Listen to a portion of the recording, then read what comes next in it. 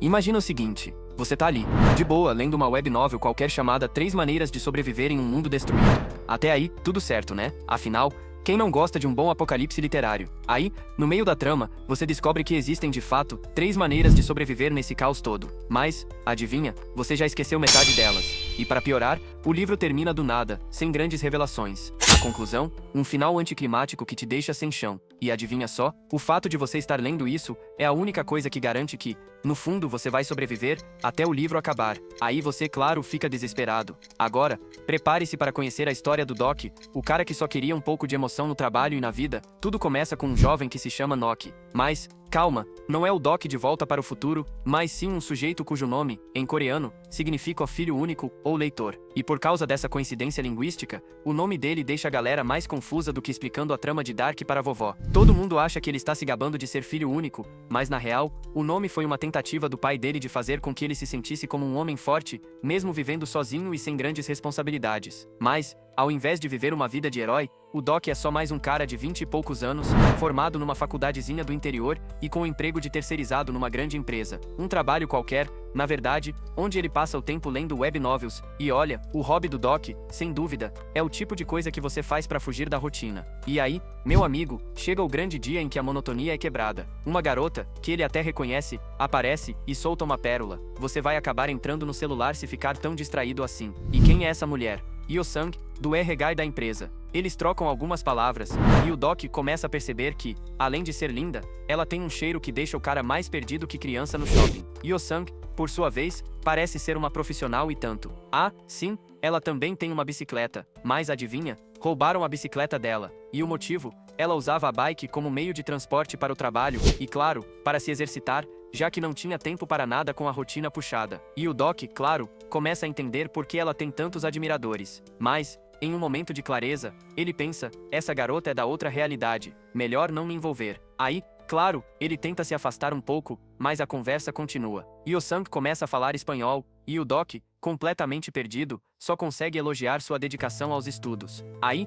no meio dessa troca de palavras, ele mente sobre o que está lendo. Ele está no caminho de se tornar o mestre das desculpas. E aí vem o plot twist. Ele conta sobre a web novel que está lendo há mais de 10 anos e bingo, ela finalmente chega ao fim. Agora, para ele aquele livro não é só uma história, é praticamente uma parte da vida dele. Foi lá que ele se refugiou quando estava apanhando na escola, foi o consolo durante a época em que não passou no vestibular, e até quando ele se viu preso num emprego de terceirizado. E o final dessa novela, ele sente um vazio, mas ao mesmo tempo, uma estranha satisfação. No fundo, ele sabe que aquele livro foi escrito para ele, um cara comum, com um orçamento apertado, mas com um coração cheio de expectativas. Só que, claro, ao tentar postar um comentário agradecendo ao autor da novel, ele recebe críticas. Pensa rápido, a galera vai achar que sou o autor disfarçado. E aí, para não parecer mais um maluco, ele decide voltar a dar atenção a Yo-sang. Eles continuam a conversar, ele menciona que seu contrato na empresa está acabando, e ela, com um sorriso de profissional que vive a vida em altos e baixos, diz que ela foi promovida.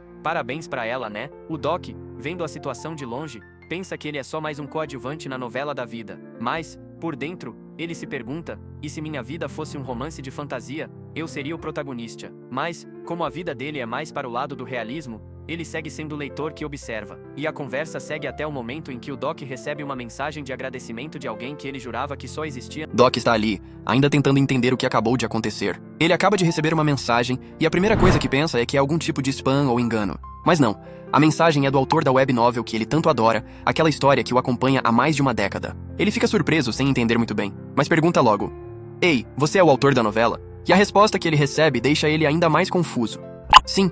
Só consegui terminar a novela graças a você. Isso me fez até ganhar uma competição. Aquela informação, por mais absurda que pareça, faz o cérebro de Doc funcionar a 1000. Ele pergunta mais sobre a tal competição, mas o autor só diz que não vale a pena mencionar o nome. Afinal, é uma competição desconhecida, quase secreta. E aí vem a bomba. A novela será monetizada em breve. O epílogo, que ele tanto esperava, será publicado ainda hoje. Mas antes disso, o autor quer enviar um presente a Doc, como agradecimento. Doc, ainda confuso, fornece seu e-mail. A explicação que o autor dá sobre a sua história ser possível graças a ele faz Doc achar que o cara está de brincadeira. Será que ele está inventando tudo isso? Só para dar um sentido para a história dele, já que ninguém parece reconhecer o valor da obra, ele tenta seguir o raciocínio, mas tudo continua meio nebuloso. E quando o autor manda o e-mail com o aviso de que a monetização começará em 5 minutos, Doc só pensa: agora não tem mais volta. Mas aí, ao procurar pela novela, ele se depara com o vazio. Não consegue achar mais nada. Nenhum vestígio da história que ele tanto amou. E pra piorar, a realidade começa a ficar estranha. O ambiente ao redor de Doc muda de repente, e ele sente como se tudo estivesse se tornando mais sombrio. Um ataque acontece, e ele corre para verificar se Yo-Sang está bem. Ela confirma, mas também não entende o que está acontecendo. E então, um evento surreal acontece. O relógio marca exatamente 7 horas, o horário prometido da monetização.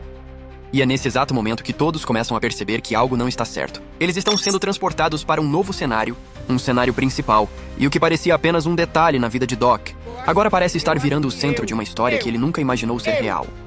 Acontece que, nesse novo mundo, uma criatura monstruosa surge, e Doc percebe que ela não é de carne e osso. A primeira reação de todos é pensar que se trata de um Diabret, um ser de outra dimensão, e enquanto as luzes do vagão se apagam, o pânico começa a tomar conta. Yo-Sang, surpresa, também se recusa a acreditar que aquilo seja possível. Mas ao observar mais de perto, Doc percebe que aquilo é sim o monstro descrito na sua web novel. O Diabret começa a falar, mas ninguém entende sua língua. Doc, mais atento, logo reconhece as palavras que são ditas em espanhol. Yo-Sang, curiosa, sugere tentar conversar com a criatura. Mas Doc já está além da dúvida e responde: "Não, isso não vai dar certo."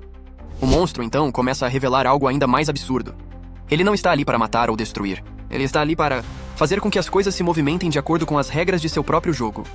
De repente, o monstro lança uma rajada de poder que atinge todos ao redor, fazendo o medo se espalhar ainda mais. Ele explica que aquilo não é um sonho, não é um filme, nem uma novela. E nesse momento, as últimas dúvidas de Doc desaparecem. Ele vê o sangue espalhado pelo chão, sente o medo palpável das pessoas, e tudo se torna real de um jeito impensável. Doc percebe então que está vivendo dentro de sua própria web novel. Aquele monstro não era uma invenção da mente do autor. Ele era real. E como se o pesadelo tivesse virado realidade, Doc não pode mais se esconder. A novela de sua vida tomou forma no mundo real, e ele está no centro disso tudo.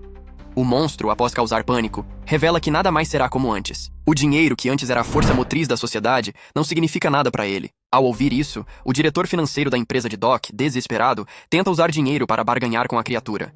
Mas o monstro o ataca, deixando claro que dinheiro não tem valor naquele novo mundo.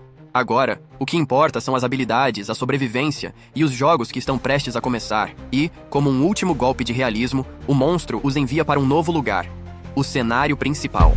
Para Doc agora, a missão é clara: matar um ser vivo ou mais dentro de um limite de 30 minutos. Caso ele falhe, pagará com a própria vida. A tensão é palpável.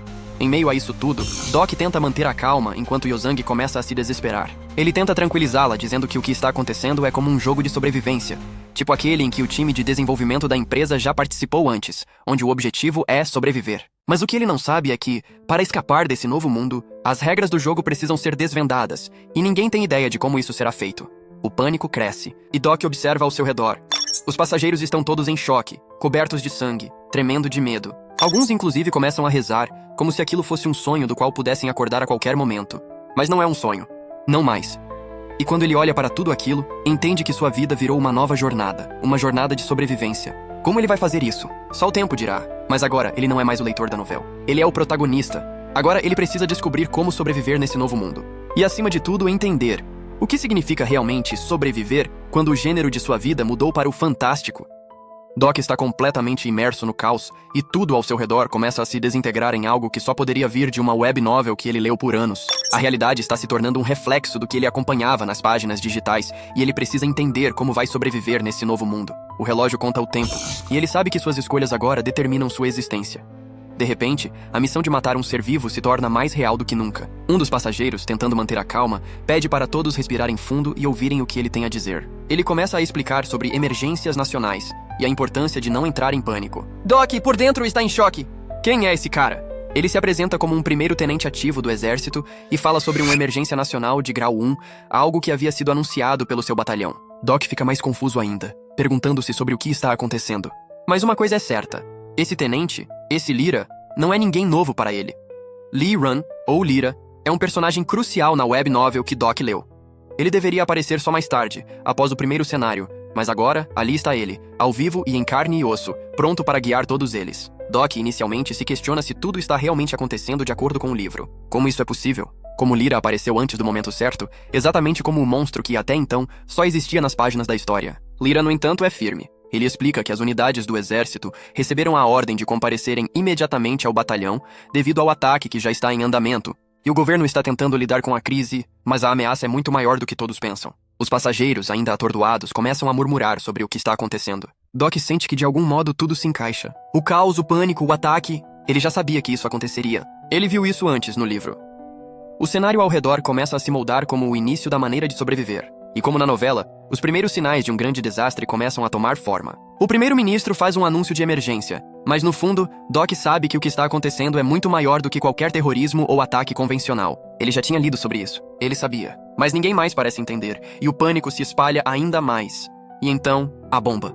O primeiro-ministro é assassinado ao vivo. A sala cai em um silêncio aterrador. O pânico se torna real. O que antes parecia uma história fictícia, uma ficção que ele seguia pelas páginas do seu celular, agora é uma realidade cruel e implacável. O monstro, o Diabret, aparece novamente, dessa vez de forma mais ameaçadora. Ele reduz o tempo que os passageiros têm para matar uns aos outros, e o limite agora é de apenas 10 minutos. O caos, a violência e a necessidade de cumprir a missão, matar ou morrer, tornam-se o novo jogo da vida de Doc. O diabo, na forma do Diabret, diminui ainda mais as chances de sobrevivência e diz que, se ninguém matar alguém dentro dos próximos 5 minutos, todos serão exterminados. Doc, observando tudo isso, começa a compreender o jogo. Ele está dentro da história, mas há mais regras agora. O Tenente Lee tenta tomar a liderança, tentando acalmar todos e chamar a atenção para a gravidade da situação, mas o tempo se esgota. Doc sabe que a novela não vai terminar de maneira tradicional. Ele sente uma sensação estranha, uma sensação ruim de que algo ainda falta. Ele se lembra que, no ponto da história que ele conhece, havia alguém que deveria aparecer por ali agora, alguém muito importante. Mas quem é? A tensão atinge seu pico quando, de repente, um dos passageiros é morto no final do vagão. Doc, com a mente a mil, observa o que acontece e percebe que o assassino ainda está solto. Como na novela, eles tentam bloquear as portas, mas o que acontece é ainda mais estranho. Uma barreira invisível impede que eles saiam. Eles estão presos. A novela, que parecia simples, agora se torna um jogo sem regras, sem explicação. A tensão aumenta ainda mais quando o Diabret mostra um vídeo aterrador de pessoas sendo mortas após o tempo se esgotar. É o tipo de cena de terror que ninguém quer ver, mas todos são obrigados a assistir. Doc, com a mente afiada, começa a pensar que essa história foi feita para ele. Ou melhor, ele foi escolhido para viver essa história. Ele está vivendo a maneira de sobreviver. Ele começa a entender o que está acontecendo, mas a única coisa que realmente sabe é que ele não pode mais ficar esperando. As pobres meninas começaram a ser cruelmente destruídas, e assistir aquilo era quase insuportável. As pessoas ao redor mal podiam acreditar no que estavam vendo, mas o que realmente os aterrorizava era a ideia de que aquilo poderia acontecer com eles também. E ainda nem tinham visto o pior, porque assim que as meninas perceberam o que precisavam fazer para sobreviver, uma começou a estrangular a outra, e tudo isso para não ser a próxima a cair. Enquanto observavam esse cenário, ninguém imaginava que eles também poderiam chegar a esse ponto. No final, só uma sobreviveu da Taipan Girls High School, e com o tempo ela percebeu o que precisava fazer. O nome dessa garota? Lehigh. A transmissão foi interrompida e depois reiniciada, mas foi só agora que as pessoas começaram a ver o verdadeiro caos acontecer. O maluco do T-Cab estava de alguma forma sendo incrivelmente divertido de assistir, o que deixou todos na carruagem cientes de que o moedor de carne estava prestes a começar. Deok Já. Então focou sua atenção em Yu-san, que tremia de medo ao perceber o que estava acontecendo. Mas Ze ainda não entendia muito bem, porque naquele momento ele estava revivendo os eventos que lembrava do romance, embora muitos deles ainda lhe fossem desconhecidos. O cara sabia que para sair dessa situação, ele teria que reler o romance. O problema é que ele ainda não estava disponível, até que uma ideia surgiu em sua cabeça. O autor tinha enviado uma mensagem e havia um arquivo anexado. Isso fez Deok Já suar frio, imaginando o que poderia estar naquele arquivo. Ao abrir a descrição, ele descobriu que era uma cópia do romance, e ele provavelmente era a única pessoa com acesso a ela. Deok Já havia recebido como presente a novela original, e agora tinha uma visão clara. Todos os heróis desse mundo tinham atributos únicos e habilidades igualmente incomuns. Agora tudo parecia um jogo, com sua vida pendurada na linha. Ele precisava descobrir quais eram esses atributos e habilidades, mas a janela de características simplesmente não se abria. Ele não sabia por que isso estava acontecendo, mas tinha certeza de que sem ver essas características, ele não sobreviveria. Decidido, ele baixou o arquivo novamente. De repente, o sistema notificou que, devido ao uso de seu atributo único, sua velocidade de leitura aumentara significativamente. Em menos de 1 minuto, ele leu o primeiro ato do romance. Com a ajuda da habilidade, ele encontrou um momento que se relacionava diretamente com a carruagem em que ele estava agora. Depois de dar uma olhada ao redor, percebeu que a carruagem onde estava tinha apenas um número diferente da carruagem que ele lembrava. Isso significava que ele estava vendo os eventos de uma perspectiva diferente do que conhecia. Agora, ele precisava descobrir o que havia acontecido com as pessoas na carruagem em que estava. Quando ele estava imerso em sua leitura, foi interrompido por uma garota que perguntou se ele queria parar. Infelizmente, já era tarde demais, e os passageiros não podiam mais evitar o pior. Restaram apenas 2 sobreviventes. Deok? já virou a cabeça e viu um dos passageiros tentando destruir o outro para garantir sua própria sobrevivência. Ao ver aquela cena, Z percebeu quem seriam os dois sobreviventes e, com um arrepio na espinha, entendeu que Yuan não seria um deles. O cara percebeu que ela provavelmente não sobreviveria. Observando tudo o que estava acontecendo, Deok já começou a se preocupar, especialmente com o empresário Ka, o mesmo louco que havia iniciado a briga. Agora, ele voltava sua atenção para C, que parecia não entender completamente a situação. E foi aí que ele apontou para a tela atrás dele e disse: "Pense bem, por que o cronômetro está aqui e o que vai acontecer quando ele chegar ao fim? O exército não virá para nos salvar. Cada um de nós agora está por si. Palavras de ajuda não vão mais adiantar." Naquele momento, Deok já entendeu que, para sobreviver, era necessário destruir alguém. Mas ao olhar para C, ele sabia que fazer isso era cruel, e que apenas os animais fariam algo assim. No entanto, o contexto era outro. O mundo que ele conhecia havia desaparecido e o novo mundo ditava suas próprias regras. O jovem mais rápido a se adaptar era King Namun, o louco que não pensava duas vezes antes de enfurnar a lâmina. Ele não hesitava. E assim destruía para sempre o vago conceito de moralidade. Deok já se lembrou de um trecho do romance que dizia: "Eles são como alavancas que puxam simultaneamente, sem querer saber quem é o verdadeiro assassino." Ele observava tudo de uma forma distante, como se estivesse relendo um parágrafo interminavelmente. A velha que ele não conhecia foi a primeira vítima. Se ele tivesse alterado o enredo original, talvez tivesse mais informações para usar a seu favor, mas ele sabia que era errado assistir à morte dela. E Sang, por outro lado, já começava a correr em direção à velha. Deixar seu like e se inscrever no canal. E, eu deixei um vídeo incrível aqui na tela, que com certeza vai te prender. Então, não perca tempo e clique para assistir. Vamos continuar essa conversa lá nos comentários, quero saber suas teorias e o que você achou dos personagens. Valeu por assistirem e até a próxima aventura.